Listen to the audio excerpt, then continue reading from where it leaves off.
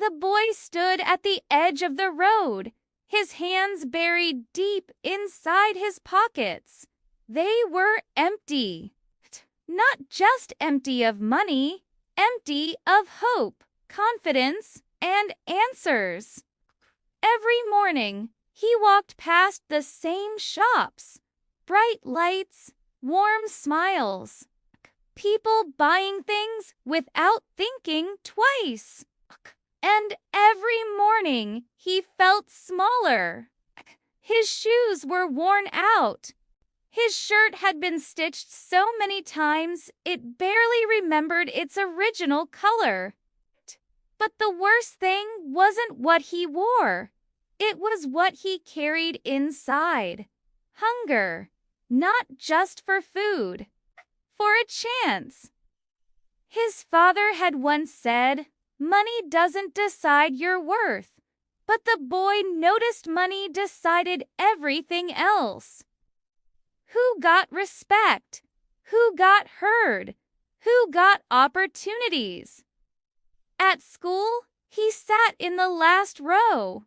Not because he wanted to, but because he didn't want to be noticed.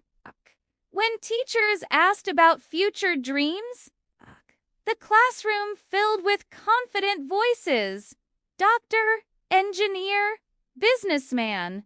The boy stayed silent, not because he had no dreams, but because dreams felt expensive. One evening, rain began to fall. Hard, cold, unforgiving. The boy walked home slowly, his pockets still empty, his stomach aching. Near the bus stop, he saw something on the ground. Oh, old, brown, heavy.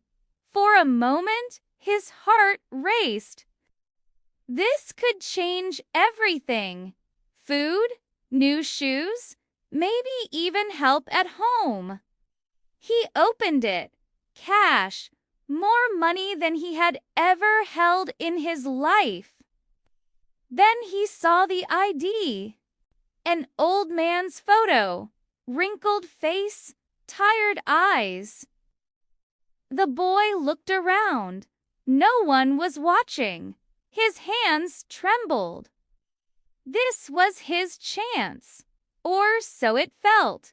But then a memory hit him. His father sitting under a dim bulb, counting coins, saying softly, "We may be poor, but we don't borrow our honor." The boy closed the wallet. He waited. Minutes passed. Rain soaked his clothes.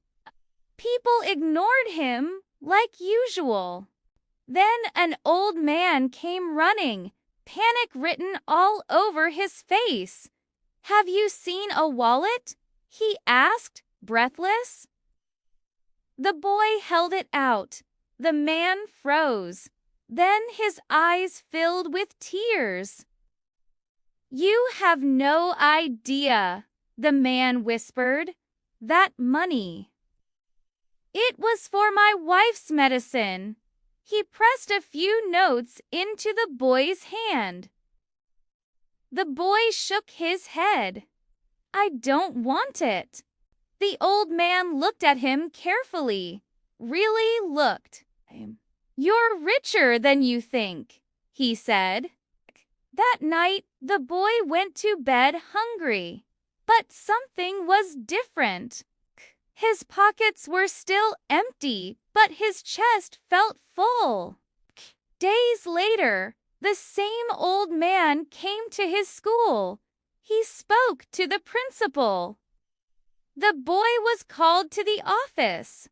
Fear hit him first.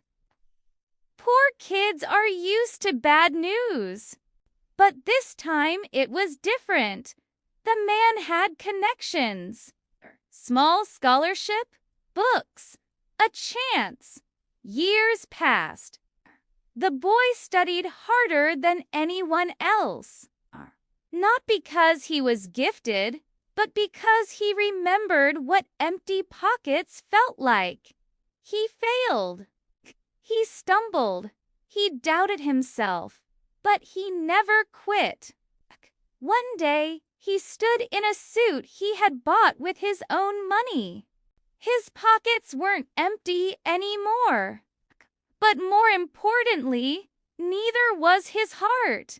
When someone once asked him, "What changed your life?" he smiled and said, "Nothing did." Empty pockets don't mean an empty future. Sometimes all you're missing is one honest decision.